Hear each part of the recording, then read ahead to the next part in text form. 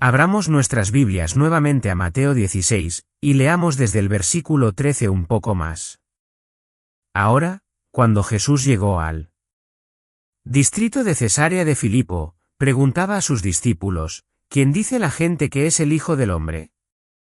Y ellos dijeron, algunos dicen que Juan el Bautista, otros Elías, pero otros Jeremías o uno de los profetas. Y él les dijo, ¿pero ustedes, quién dicen que soy yo? Simón Pedro respondió, tú eres el Cristo, el Hijo del Dios viviente. Oremos. Padre, venimos ante ti en nombre de tu Hijo. Reconocemos que Él es nuestra justicia, y que aparte de Él, no tenemos parte contigo. Oro, Padre, que hoy tú te glorifiques a ti mismo y glorifiques a tu Hijo a través de las cosas que se dicen, las cosas que se creen y las obras que se hacen. Señor, ayúdanos este día de una manera que sepamos que nos has ayudado. En el nombre de Jesús, amén. Ahora quiero que mires el versículo 13. Ahora, cuando Jesús llegó al distrito de Cesarea de Filipo, él preguntaba a sus discípulos. Ahora, esto es importante. Esto no es solo una actividad aislada. No. Es solo algo que hizo una vez, escuchó algo de una respuesta y luego lo dejó ir. Pero la idea aquí es que él estaba regresando una y otra vez preguntando a sus discípulos, ¿quién dice la gente que soy yo? Esto es extremadamente importante. ¿Por qué? Porque todo, quieras creerme o no, te diré que según las Escrituras, todo en tu vida y todo en la eternidad está determinado por cómo respondas a esta pregunta, ¿quién dices que es Él? Esto en sí mismo es el escándalo del cristianismo. Establece al cristianismo aparte de todo lo demás. Tienes que responder esa pregunta, ¿quién es Él? Ahora hay algo que necesitas entender sobre las Escrituras que es extremadamente importante, algo que necesitas entender sobre la realidad, sobre la verdad misma. ¿Y por qué lo digo de esa manera? Porque hoy en nuestra cultura, la realidad es cualquier cosa que pienses que es, pero eso no es cierto. La realidad o la verdad se define como aquello que, con toda certeza, es. Y entonces la pregunta no es quién es Jesús para ti. Esa no es la pregunta. ¿O quién quieres que sea Jesús? ¿O a quién haces que sea Jesús según tu conveniencia? Esa no es la pregunta. ¿La pregunta, quién es Jesús? Ahora, regresemos varios años, varias décadas atrás cuando estaba en la universidad y no era cristiano. Simplemente nada. Agnóstico, nada. Enojado, nada. Despreocupado y sin importarle la religión en absoluto. Y me acercó un joven estudiante que quería hablarme sobre la Biblia, sobre el cristianismo. Y mi primera respuesta fue esta, sé sobre el cristianismo. Sé sobre la Iglesia.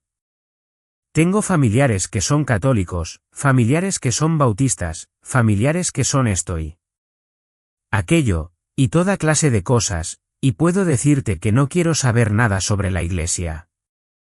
Y entonces él dijo algo que me golpeó como un tonel de ladrillos. Lo dijo de una manera que nadie lo había dicho antes, y nunca lo olvidaré. Me miró con severidad en su rostro, y dijo, no estoy hablando sobre la Iglesia. No estoy hablando sobre denominaciones. No te pedí tu opinión respecto a esas cosas. No puedes deslizarte fuera de esto echando la culpa a personas que se llaman así mismas hijos de Dios. Tengo una pregunta para ti. ¿Quién era el hombre Jesús de Nazaret? ¿Quién era él? Con esa severidad, bajé un poco la cabeza, y dije, bueno, balbuceé algo como, bueno, sabes, él es un buen hombre. Buena persona, bueno, sí, Es un buen tipo. No fue sino unas pocas semanas después que me encontré con un viejo autor y erudito inglés llamado C.S. Lewis, quien nuevamente dijo algo que me golpeó como un tonel de ladrillos, y fue esto. Lo llamó el trilema, o así es como otros lo llaman. Y es esto, cuando hablamos de lógica, no estoy hablando del relativismo extravagante y todo de nuestra era moderna que dice que no puedes conocer la verdad o que todos tienen razón. Y para ser honesto contigo, gente, no todos tienen razón. Aquí están las opciones lógicas. La opción lógica es que alguien tiene razón y todos los demás están equivocados o todos están equivocados. Pero todos no pueden tener razón porque todos están diciendo cosas completamente diferentes y contrarias, haciendo declaraciones de verdad contrarias. Entonces, eso es algo que necesitamos darnos cuenta. No puedes simplemente decir, bueno, Jesús es correcto para ti. No. Él no lo es. O él está en lo correcto o está equivocado, y no hay manera de que puedas bailar alrededor del tema. Y eso es lo que C.S. Lewis estaba sacando a relucir, y eso es lo que me confrontó en ese día en esas páginas cuando escuché esto. Aquí están las opciones con respecto al hombre, Jesús de Nazaret. 1. Él es un mentiroso. Esa es una opción lógica. Él es un mentiroso. Porque dijo que era el Hijo de Dios. Y engañó intencionalmente a las personas haciéndoles pensar que era el Hijo de Dios, o de una manera más exacta de ponerlo, Dios el Hijo, Dios en la carne, Dios que se hizo hombre. Ahora, si él dijo eso y no lo creía, y estaba planeando algún tipo de engaño o decepción, él era un mentiroso. Y no hay manera de evitarlo. La otra opción es esta. Él es un lunático porque cualquier persona que sinceramente crea que son Dios en la carne y no lo son un lunático. Si vas al parque hoy entre esta reunión y la boda, y decides que quieres caminar por el parque Bisset y ver el río, y ves a un hombre parado en el banco del parque gritando, yo soy el camino, la verdad y la vida. ¿Qué vas a pensar de él? O yo soy Dios en la carne, o yo soy el creador del universo y el mediador de todas las cosas entre Dios y la creación. ¿Qué vas a pensar de él? Lunático. Como dijo C.S. Lewis, al nivel de alguien que tuvo el cerebro como un huevo escalfado. Él es un lunático. Y hay una otra opción, y esta es la más escandalosa y sorprendente de todas las opciones. Él era y es y continuará siendo exactamente quien dijo que era, el Hijo del Dios viviente. ¿Ves eso? Entonces, ¿qué te estoy diciendo que hagas? Bueno, no te estoy diciendo que hagas. Te estoy dando 3 opciones. Sal de este edificio hoy y llámalo un mentiroso descarado. Sal de este edificio hoy y llámalo un lunático, y por favor ten piedad del resto de nosotros lunáticos que lo seguimos. O tercero, inclina tu rodilla ante Jesucristo como el Señor y Salvador del mundo. Esas son tus 3 opciones. Ahora, sé que probablemente podrías sentarte en una discusión 1 a 1 conmigo y venir y decirme, no. Tengo todo tipo de otras opciones, y tendría que decirte, no querría sacar una carta sobre ti o tratar de ser un listillo, pero te preguntaría simplemente dónde estudiaste lógica. ¿Por qué no hay otra lógica? No te estoy diciendo que tengas que creer en Jesús. No te estoy diciendo que tengas que hacer esto o aquello. Pero te estoy diciendo, solo tienes 3 opciones, mentiroso, lunático o señor. Ahora, veámoslo. Mentiroso. Bueno, los mentirosos, cuando son atrapados en su artimaña, generalmente la abandonan, ¿no? Porque si estás mintiendo, tienes algún tipo de propósito malicioso detrás de esa mentira, ¿no? Probablemente dinero, fama, poder.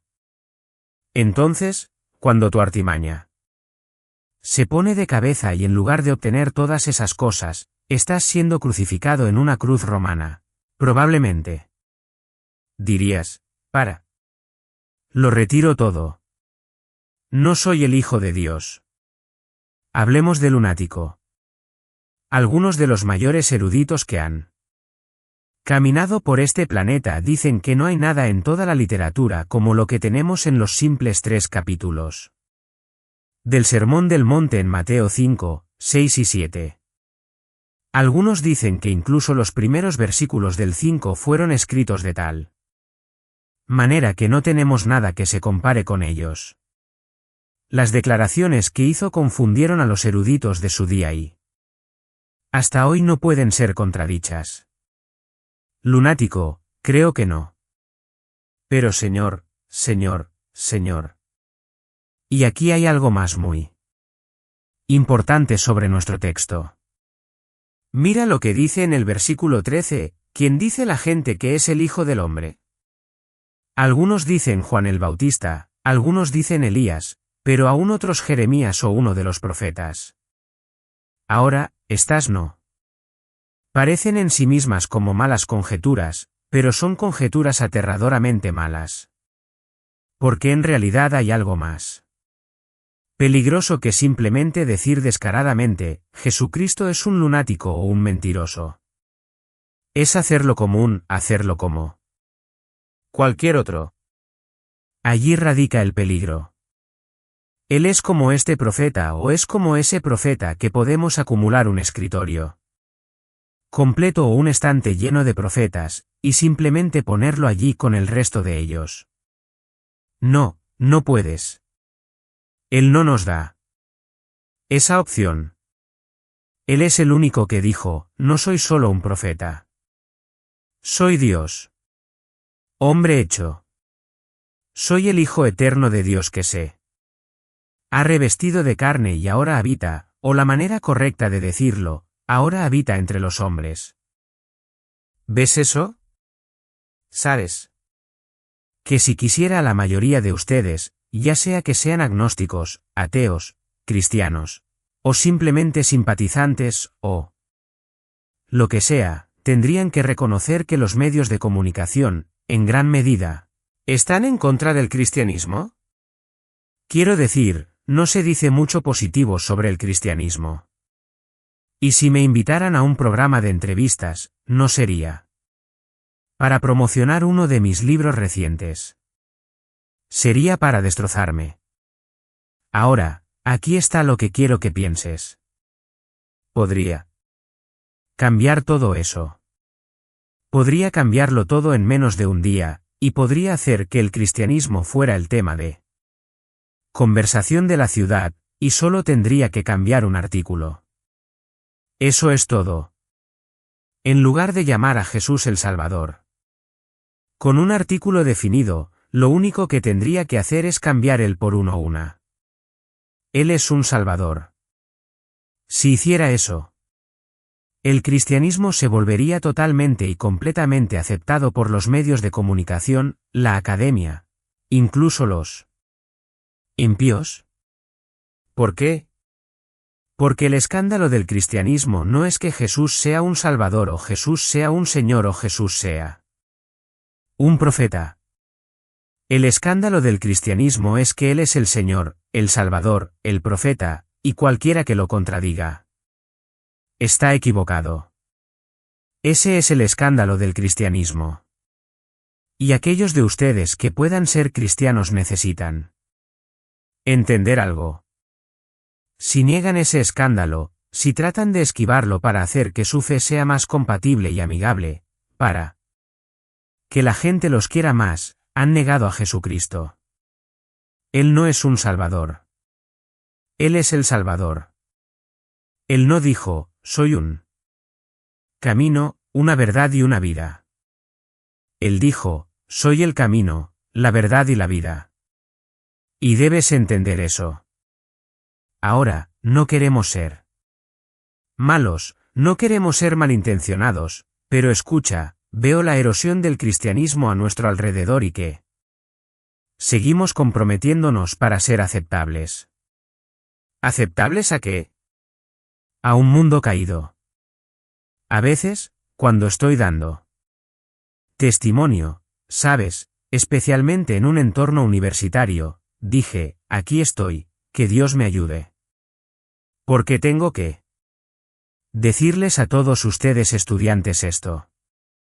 Creo que Jesucristo es el camino, la verdad y la vida, y que no hay manera de ser reconciliado con Dios excepto a través de Él. Creo eso, y debo proclamarles eso, y eso es lo mismo aquí hoy. Debo decirles eso, o estaría profanando la conciencia. Estaría mintiendo, y estaría dándoles una opción que los haría felices. Pero condenaría su alma. Jesucristo es el Hijo de Dios y el Salvador del mundo. No es solo un profeta. No es como otros.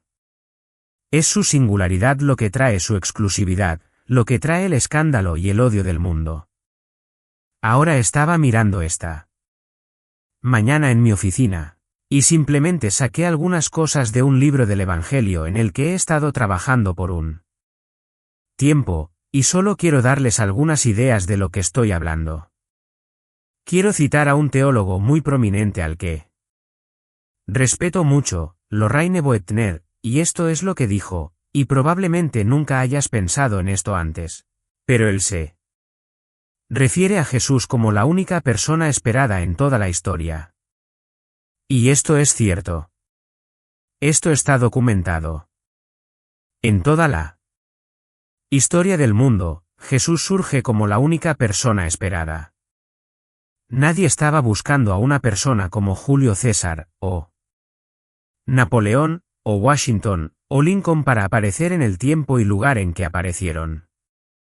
Ninguna otra persona ha tenido su curso predicho o su trabajo establecido para el siglos antes de que naciera, pero la venida del Mesías había sido predicha durante siglos.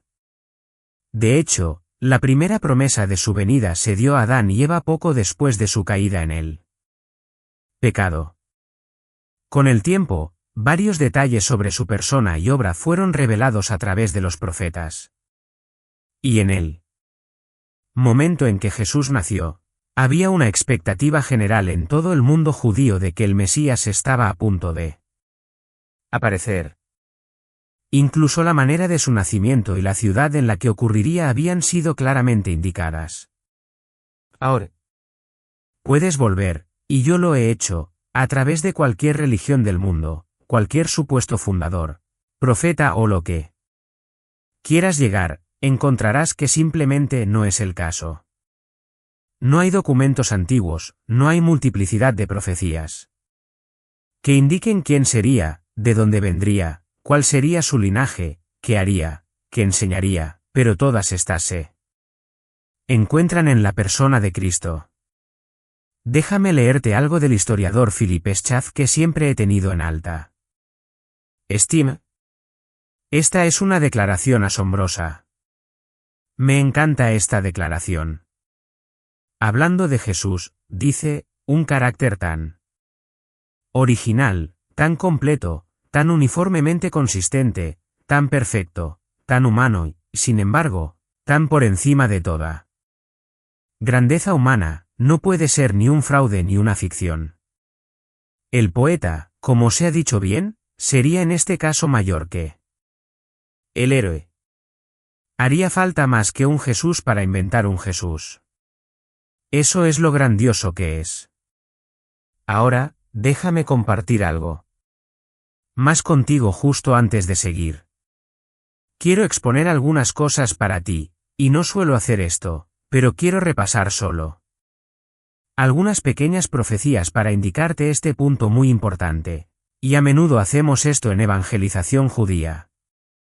Lo he hecho en Israel, y eso es esto: si Jesús de Nazaret no es el Mesías, entonces toda promesa en la Biblia con respecto Al Mesías ha fallado, porque ya no puede cumplirse. Déjame leer algunas cosas que he recopilado a lo largo de los años. Primero, solo escucha esto. Según Génesis 49, 10, el cetro no se apartará de Judá ni el bastón de gobernante de entre sus pies hasta que venga Silo, una referencia antigua, al Mesías, hasta que él venga.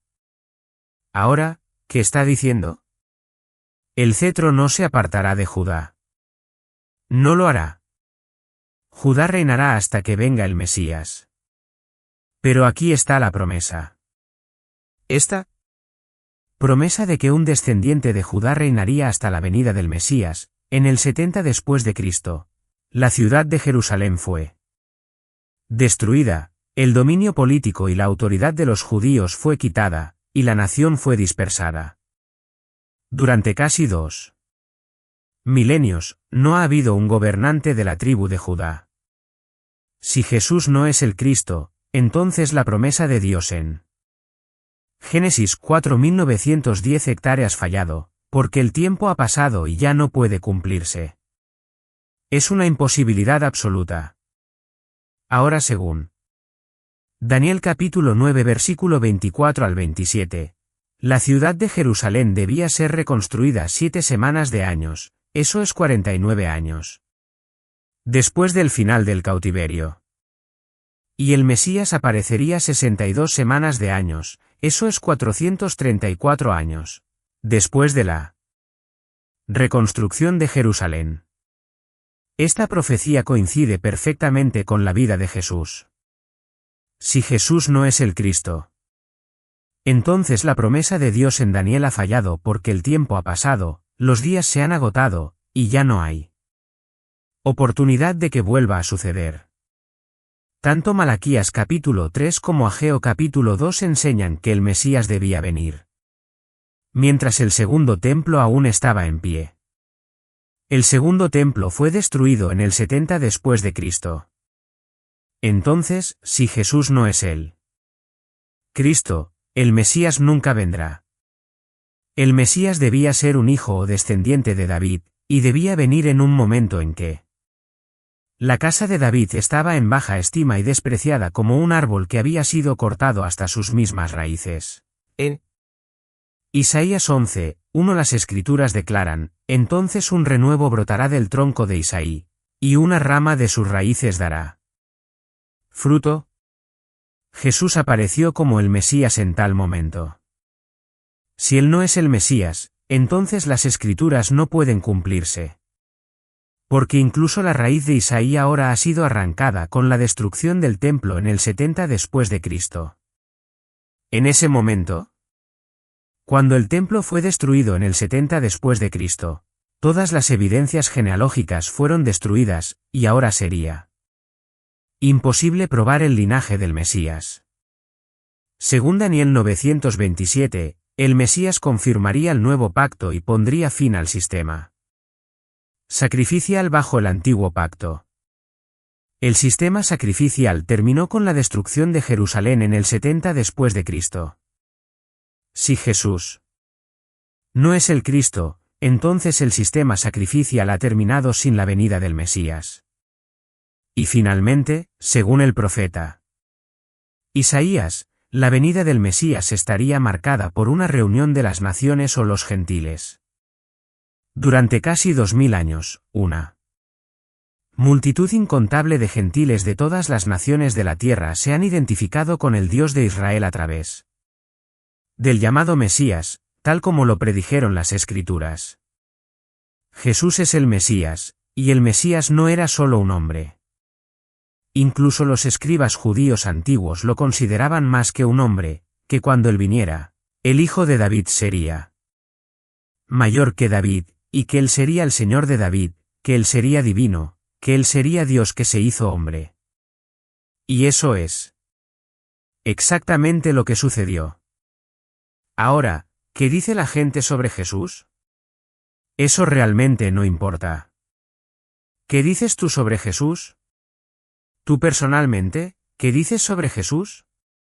Y si no eres cristiano, espero que estas palabras te atormenten y te atormenten y te atormenten hasta que respondas. Pero te advertiré, Jesús en sus propias enseñanzas dice que cuando escuchas algo así, hay un personaje en la Biblia que resulta ser real e impersonal. Se llama Satanás.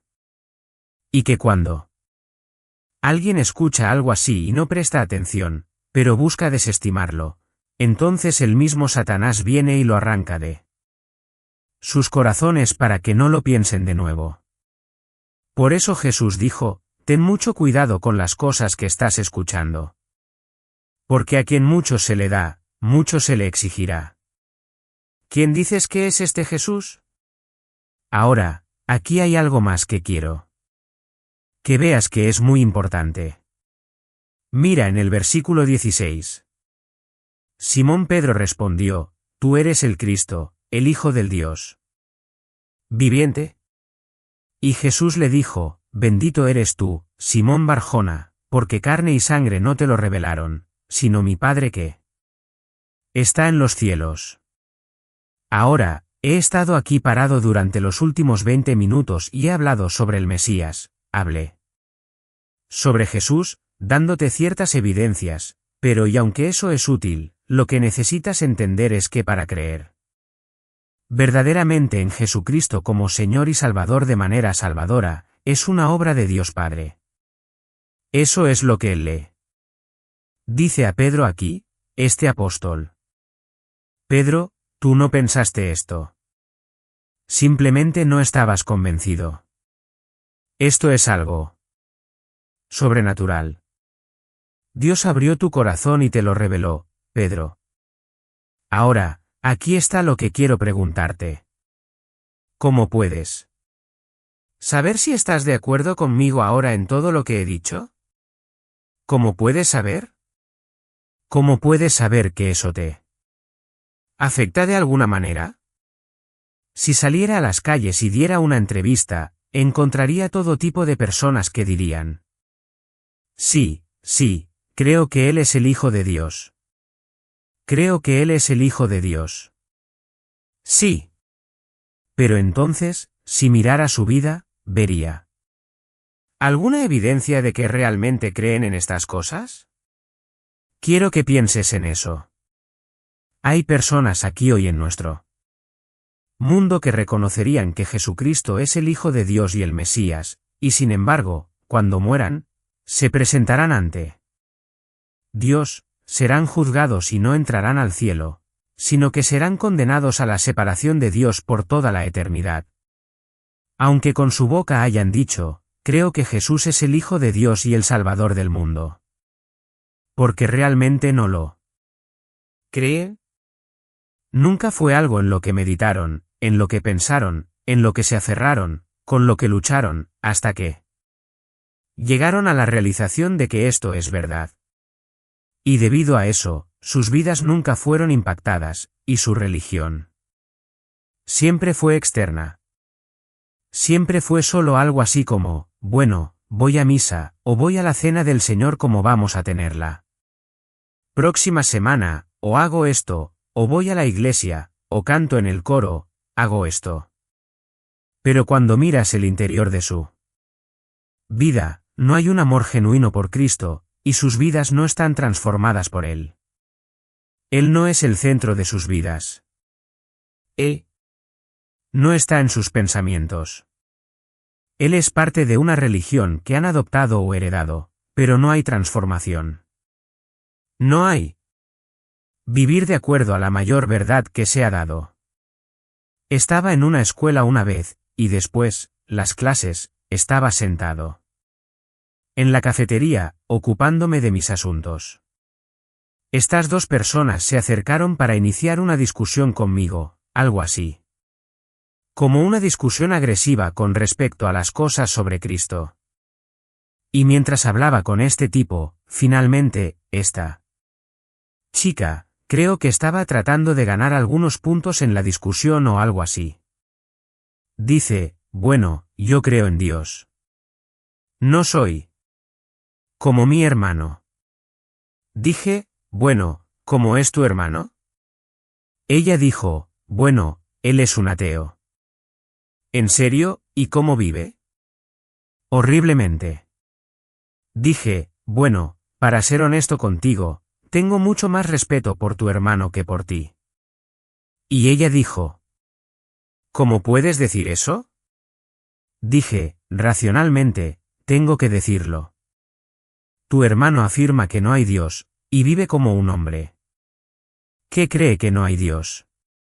Me dices que hay un Dios, pero no buscas conocer su voluntad, no buscas conocer sus mandamientos, no buscas ordenar tu vida según él. ¿Ves la inconsistencia? Ambos están equivocados, pero al menos uno es más lógico. Está siendo consistente con la cosa falsa que cree. La pregunta es esta, ¿eres tú y yo consistentes? ¿Creemos realmente? Y luego quiero terminar con esto. Tenemos que tener mucho cuidado aquí porque si parara el sermón. Ahora mismo, podrías pensar que el cristianismo es simplemente una religión ética y moralista. Que, bueno, reconozco que Jesús es el Hijo de Dios y el Mesías, y por lo tanto, voy a conseguir una Biblia, y voy a leer sus mandamientos, y voy a tratar de seguirlo. Ahora recuerda lo que te dije antes, que Jesús es un profeta, pero no solo un profeta, el profeta. Y. No solo el profeta, es más que un profeta. ¿Y qué estoy tratando de decir? El cristianismo no se trata de comprar el libro de reglas y luego tratar de seguir las reglas. Eso no es el cristianismo. Eso es un legalismo, y es mortal. Es autojusto, y está mal. Y muestra que estás ciego a todo acerca de Dios y de ti mismo. Verás, miremos. Jesús dice esto. Si giras conmigo en el capítulo 16, después de que Pedro hace esta declaración de que Jesús es el Hijo de Dios y el Mesías, lo que él estaba diciendo era cierto, pero el propio Pedro no lo entendía. Dijo, sí, eres el Mesías. Eres el Hijo de Dios. ¿Crees eso? Lo haces bien, pero ¿qué significa? ¿Es tu tipo de Jesús, Jesús definido por ti, o es el Jesús definido por él mismo? Y mira lo que dice. Versículo 21, desde ese momento Jesús comenzó a mostrar a sus discípulos que debía ir a Jerusalén y sufrir muchas cosas de parte de los ancianos y principales sacerdotes y escribas, y ser asesinado, y ser levantado al tercer día. Así que estamos hablando de algo más aquí que un profeta. Estamos hablando de un Redentor. Porque déjame compartirte algo. Si este día crees que Jesús es el Mesías y el Hijo de Dios, este mismo día, y sales y te compras una Biblia, y si pudieras, desde este mismo día, obedecieras cada mandamiento internamente, externamente, cada disposición tuya fuera perfecta, cada palabra, cada actitud, cada pensamiento fuera sin pecado. Desde este mismo día hasta el juicio, todavía estarías condenado ante Dios. ¿Por qué? Bueno, si estoy conduciendo por la carretera y un policía me detiene, y él dijo, ibas a 70 en una zona de 55 millas por hora. Dije, bueno, no me escribas una multa. ¿Por qué? Porque de ahora en adelante, nunca lo haré de nuevo. ¿Ves? Ya eres culpable. Ya eres culpable. Había 2 hombres averiados al costado del camino. Por eso llegué tarde hoy. Me detuve para ver si podía ayudarlos, luego pudimos compartirles a Cristo. Y había 2 tipos bastante rudos. Y los miré y les dije, ¿sabes algo? Soy un criminal, un criminal. Y si muriera ahora mismo siendo pastor, siendo predicador, ayudando a huérfanos y todo lo demás que hacemos. Si muriera ahora mismo, basado en eso iría al infierno. ¿Me entiendes? Dije, mi única esperanza es la única esperanza que ustedes dos hombres tienen, y eso es que Jesucristo murió por los pecadores. Mi esperanza no es mi habilidad para seguirlo. Mi esperanza no es mi asistencia a la iglesia. Mi esperanza no es nada de eso. Mi esperanza es que Jesucristo murió por los pecadores. Y eso es lo que Pedro y ellos tenían que entender. Pensaban, bueno, Él es el Mesías, el Rey. Va a reinar ahora, y todos lo vamos a seguir. El problema es, Pedro, eres enemigo de Dios. El problema es Juan y Pablo y todos los demás apóstoles y todas las demás personas, incluyendo a todos en esta sala, han roto cada ley que Dios ha escrito y son enemigos de Dios. Dices, bueno, no soy tan malo, ¿verdad? Si pudiera sacar tu corazón ahora mismo y ponerlo en un DVD, y pudiera mostrar aquí en una pantalla todo lo que alguna vez has pensado, incluso algunas de las cosas que estás pensando ahora sobre mí. Saldrías corriendo de este lugar. Saldrías corriendo de este lugar y nunca mostrarías tu rostro aquí de nuevo porque has pensado cosas tan oscuras y tan retorcidas que no podrías compartirlas con tu amigo más cercano, y sin embargo, el Dios que es santo, santo, santo las ve todas. ¿Qué tienes que ser para ir al cielo? Alguien me preguntó eso una vez en un avión. Estaba leyendo mi Biblia. Él dijo, ¿qué tienes ahí? Dije, tengo una Biblia. Empezamos a hablar. Él dijo, bueno, ¿qué tengo que hacer para ir al cielo? Lo miré y le dije, bueno, eso es fácil. Tienes que ser absolutamente moralmente perfecto desde el momento de tu nacimiento hasta el momento de tu muerte. Y volví a leer mi Biblia. Y pude ver su cara retorciéndose, algo así. Estaba como y luego finalmente, él me miró y dijo. Y dije, oh, lo siento. Tienes que ser absolutamente, éticamente, moralmente prístinos sin ninguna falla, sin ninguna sombra, sin ningún error en pensamiento, palabra o acción, ante un Dios santo que es 3 veces santo. Tienes que ser así desde el momento de tu nacimiento hasta el momento de tu muerte. ¿Ok? Y él me miró. Va, nadie puede hacer eso. Dije. Tienes un gran problema, ¿no? Ves, no estaba tratando de frustrar al hombre. Estaba tratando de probar un punto, él mismo que estoy tratando de probar contigo. Hay mucha gente que piensa que ellos y Jesús trabajando juntos van a llevarlos al cielo. Estás equivocado.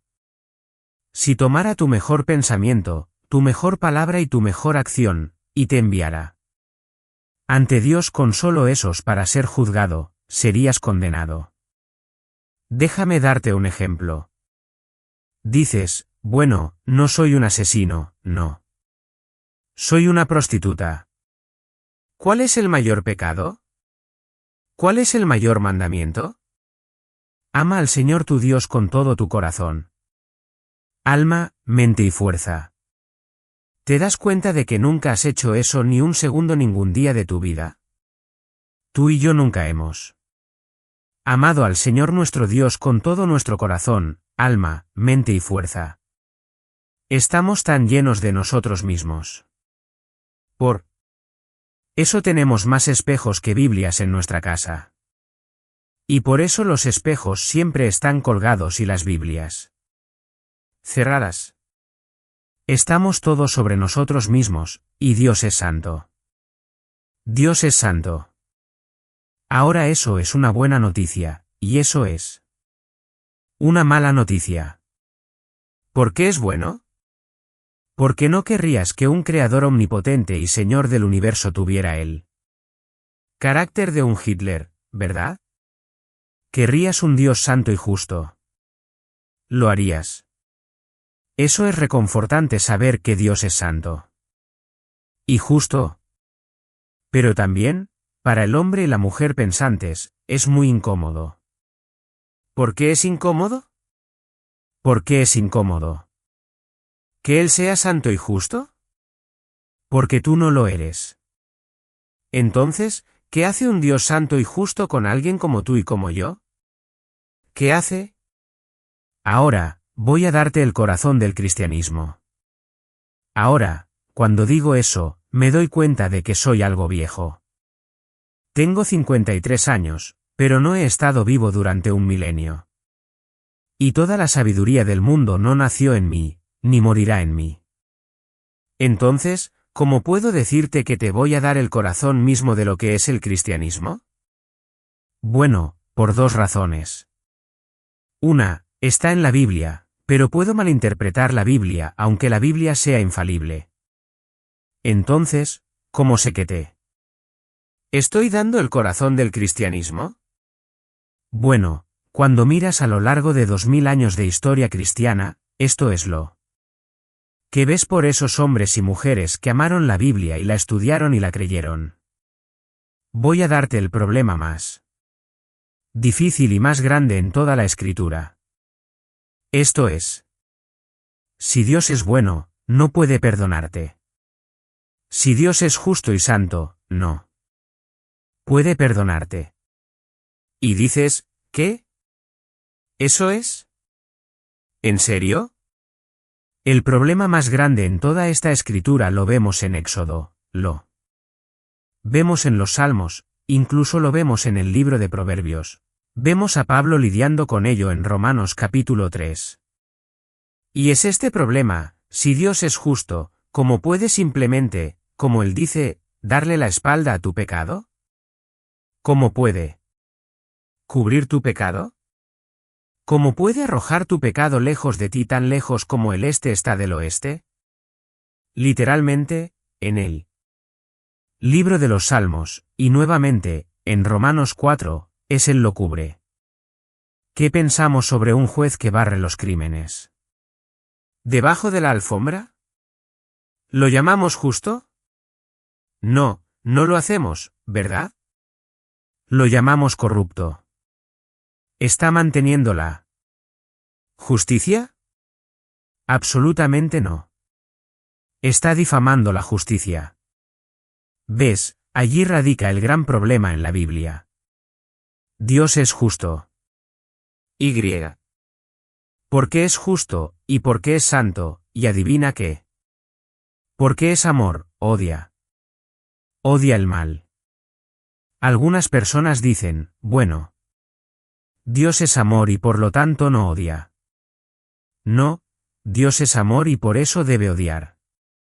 No puede simplemente darle la espalda al mal, y no puede simplemente darle la espalda a tu mal, o a mi mal, o al mal de nadie más. Dios es un juez justo.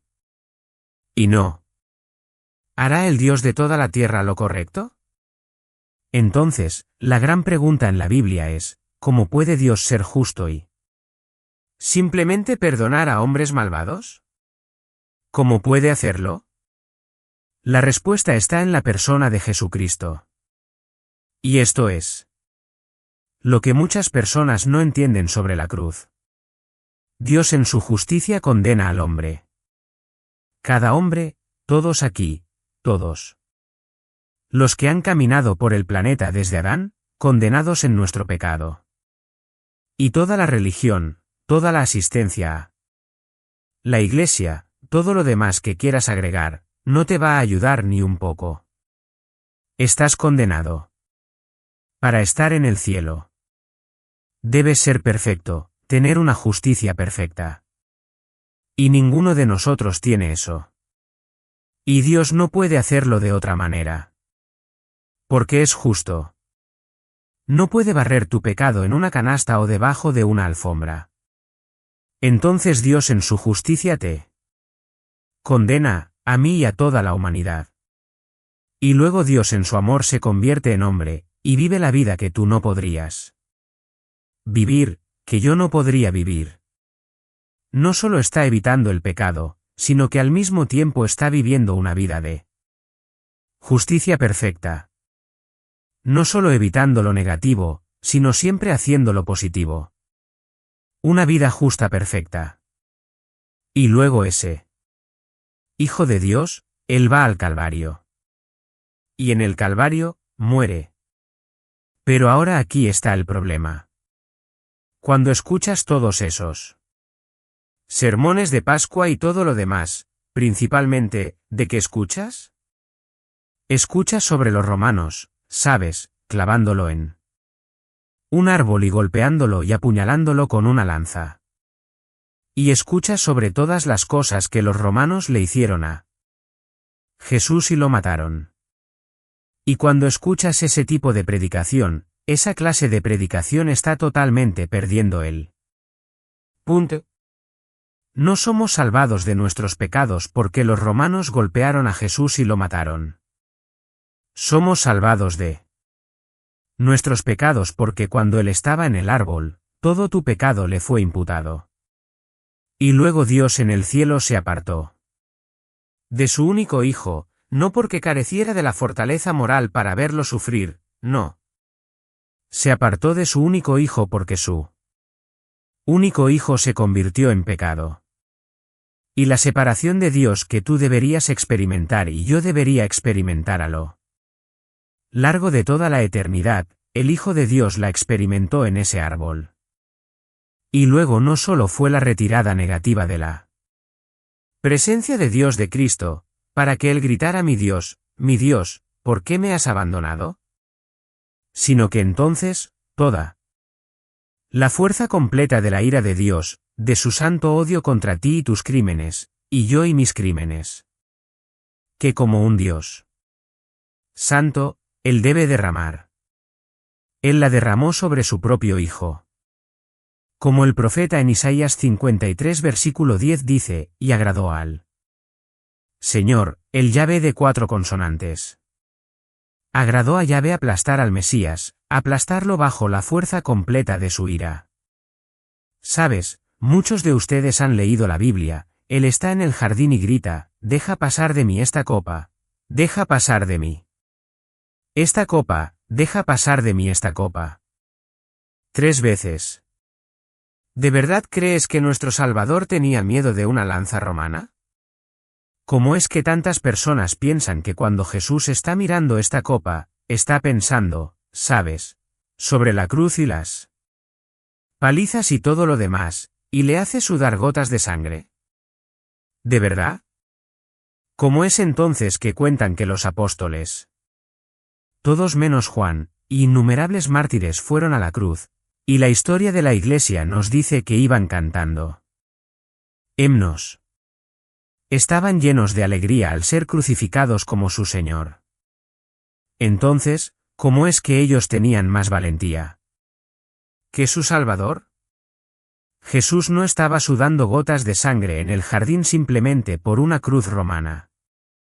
Fue porque él siempre había morado en el seno del Padre. Un deleite perfecto entre ellos. Siempre había sido el Hijo amado en quien él Padre se complacía. Y en ese árbol el Padre retiró su presencia de su Hijo, como debería de nosotros, y luego su Padre aplastó a su Hijo. Eso es lo que estaba en la copa. La ira de Dios Todopoderoso contra cada pecado que hemos cometido y él la bebió. Y cuando gritó, consumado es, volteó la copa y no cayó ni una gota. Lo bebió todo, pagado en su totalidad. Y murió. Y al tercer día fue levantado por su propio poder, por el poder del Espíritu, y por el poder del Padre fue levantado. Y Romanos nos dice que esa es la señal de Dios. Esa es la vindicación de Dios de su Hijo y la prueba de que esa muerte que murió en el Calvario fue suficiente para pagar por todos tus pecados. Entonces, ¿qué significa creer que Jesús es el Mesías, el Hijo de Dios? No es solo, amo su enseñanza y lo sigo. Es esto, no tengo nada. No tengo justicia. No tengo esperanza excepto lo que Dios hizo por mí en el Calvario y en la resurrección de Cristo de entre los muertos. Esa es mi esperanza. Si me parara en medio de las personas más horriblemente malvadas en un enorme antro de iniquidad, y me trasladaran allí ahora mismo, traducido a ese lugar. Lo único que me separa a los ojos de Dios de ellos es la cruz del Calvario, donde Jesucristo murió por mis pecados. Eso es todo. Y quiero decirte algo. Si agregas alguna de tus supuestas virtudes a eso, no crees en el Hijo de Dios. Escucho a tanta gente decirme, sí, soy cristiano. ¿Crees en Jesús? Sí, lo hago. Bueno, si murieras ahora mismo, ¿a dónde irías? Bueno, creo que iría al cielo. ¿Por qué? Bueno, he sido una buena persona. ¿Ves la desconexión? ¿Qué? ¿Qué? Has sido una buena persona. ¿De verdad? ¿De verdad?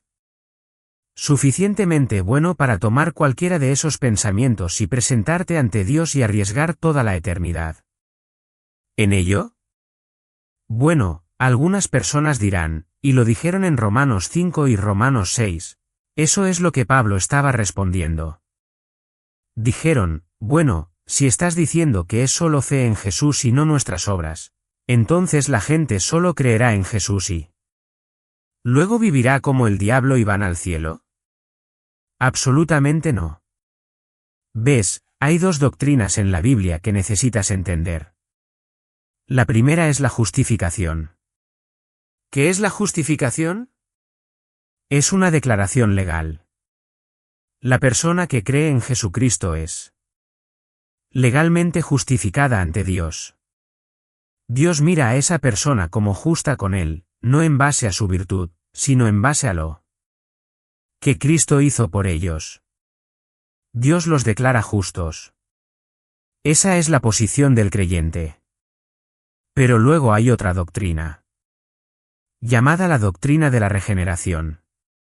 Si has leído la Biblia, la has oído en 2 Corintios capítulo 5, si algún hombre está en Cristo, es una nueva creación. Lo viejo ha pasado y aquí todas las cosas son nuevas.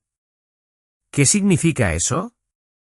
Significa que aquellos que verdaderamente creen en Jesucristo también han nacido de nuevo, o lo que llamamos regenerados por el Espíritu Santo.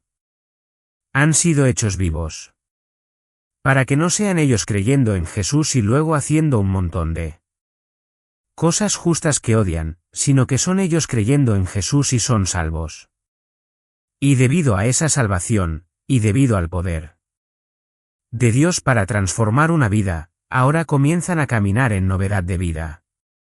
Pero nunca su posición ante Dios se basa en lo que hacen. Se basa en la cruz del Calvario. Cristo, solo Cristo. Ahora, voy a terminar con una ilustración. Espero, que no se aplique a ti, pero puede darte alguna idea de lo que estoy hablando. Escuché esto por primera vez de un querido amigo mío, Charles Leiter, y es una ilustración maravillosa. Digamos que tenemos un montón de ovejas. Y tenemos un problema. Hay un montón de coyotes. ¿Y cómo resolvemos el problema? Bueno, hay algunas maneras de resolver el problema. Uno es que podemos conseguir un arma, y podemos disparar a los coyotes. Y eso resuelve el problema de las ovejas, resuelve nuestro problema, pero no resuelve el problema del coyote. ¿Qué más podemos hacer? Bueno, podríamos conseguir una jaula, y podríamos atrapar al coyote. Podríamos atraparlo. Así que hemos resuelto el problema de las ovejas. Hemos resuelto nuestro problema, pero realmente no hemos resuelto el problema del coyote. Dices, bueno, está reformado. No. Él no lo está. Está solo enjaulado. No está reformado. Camina de un lado a otro en esa jaula, de un lado a otro así, y solo queriendo salir. Abres esa puerta, él va a salir de ahí. Así que no hemos resuelto su problema. ¿Sabes lo que acabo de describir?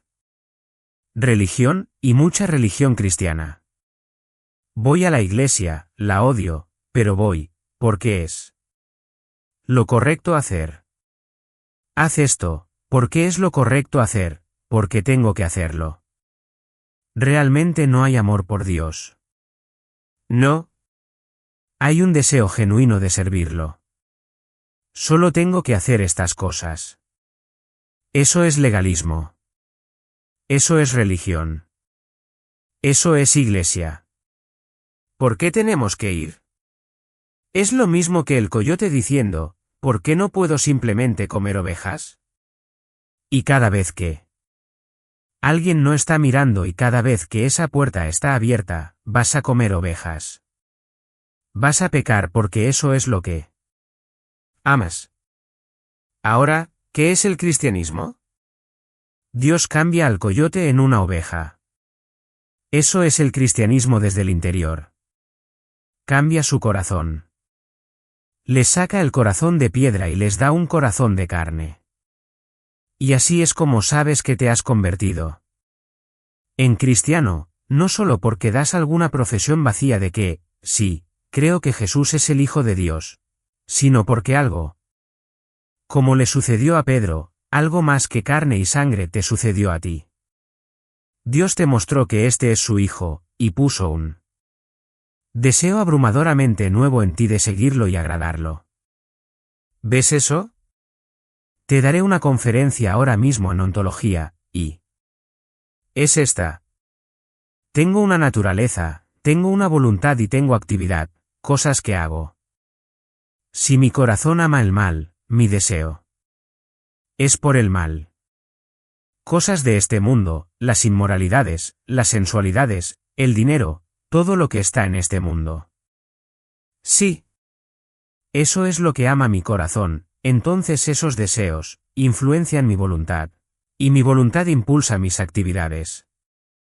Estoy impulsado por mi voluntad. Eso está impulsado por mis deseos malvados, y hago el mal. Pero sí. Alguien puede cambiar este corazón mío para que las cosas que una vez amé ahora odio, y las cosas que una vez odié, como la justicia, ahora amo. Entonces no hay mucho de qué preocuparse después de eso porque mis nuevos deseos empujan mi vida en una dirección completamente diferente. Y cuando peco, me rompe el corazón porque mi corazón ha sido hecho nuevo. Sí. Fuera pastor de algunas de las iglesias que existen, digamos que soy el nuevo pastor. Y en cuanto me convierto mi primer domingo, alguien se me acerca y dice, hermano Pablo, hay un tipo allí llamado Bill. Está allí arriba en la colina, y no ha venido a la iglesia en 5 años y no podemos hacer que vuelva a la iglesia. Es miembro aquí. ¿Podrías por favor ir y traerlo? Ese es tu trabajo. Eres el pastor. Así que voy, toco a la puerta, y ahí está Bill. Bill dice, pasa. ¿Entro? Dije, Bill, no has estado en la iglesia en 5 años. Tienes razón, predicador. Tienes razón. Tienes razón. ¿Sabes? Solo he estado siguiendo otras cosas, solo tengo amor por el mundo, pero tienes razón. Necesito hacer lo correcto, y necesito volver a la iglesia. Y, Bill, escuché que has estado caminando por la ciudad borracho bastante. Tienes razón. Predicador. He estado bebiendo y esas cosas. Solo amo ese viejo licor, pero necesito dejarlo. Necesito hacerlo. Correcto, y necesito volver a la iglesia. Eso es lo que necesito hacer. Bill, aquí has sido muy infiel a tu esposa. Pero eres algo así como un hombre de la ciudad. Predicador, me atrapaste ahí. Tienes razón. Solo necesito dejar. ¿Eso? Necesito tanto como me atrae, amo ese tipo de vida, solo necesito dejarlo, y necesito hacer lo correcto. Así que el próximo domingo, vengo a la iglesia y todos, pastor, esto es increíble. Una oveja ha vuelto a casa. No. No lo ha hecho. Todos están mirando a Bill, y están diciendo, una oveja ha vuelto a casa. No, no lo ha hecho. Un lobo acaba de volver a la jaula. ¿Te das cuenta de lo que Bill está diciendo? Tienes razón, predicador. Necesito dejar de hacer todas las cosas malvadas que amo, y empezar a hacer todas las cosas justas que odio para ganar alguna entrada al reino de los cielos. Eso es religión, y eso no es de lo que estamos hablando. Estamos hablando de una vida transformada. Y si tu vida no ha sido transformada desde el interior hacia afuera, y todo lo que tienes es una religión o un ritual o hay ciertas cosas que crees que has hecho y estás haciendo, y debido a eso vas a estar bien el día final, no lo estarás. Te lo digo, no. Vas a estar bien en absoluto. La pregunta no es algún ejercicio religioso como dice Pablo en el libro de Gálatas. La pregunta es, ¿eres una nueva criatura con nuevos deseos y un corazón nuevo? ¿Qué debo hacer? Reconoce tu pecado. Reconoce que toda tu justicia es como trapos sucios ante Dios y entrégate a Cristo. En Cristo, la roca sólida, me mantengo. Todo otro terreno es arena movediza. No me atrevo a confiar en el marco más dulce, sino que me apoyo completamente en el nombre de Jesús. No traigo nada en mis manos para negociar con Dios, para pagar a Dios, sino simplemente a la cruz de Cristo me aferro. Si tienes alguna pregunta, hay pastores aquí y otros, y estaríamos más que felices de hablar contigo después del servicio. Oremos. Padre, gracias por tu palabra. Gracias por la cruz de Cristo. Gracias por el Espíritu Santo que abre corazones y mentes para conocerte. Señor, ayúdanos. En el nombre de Jesús. Amén.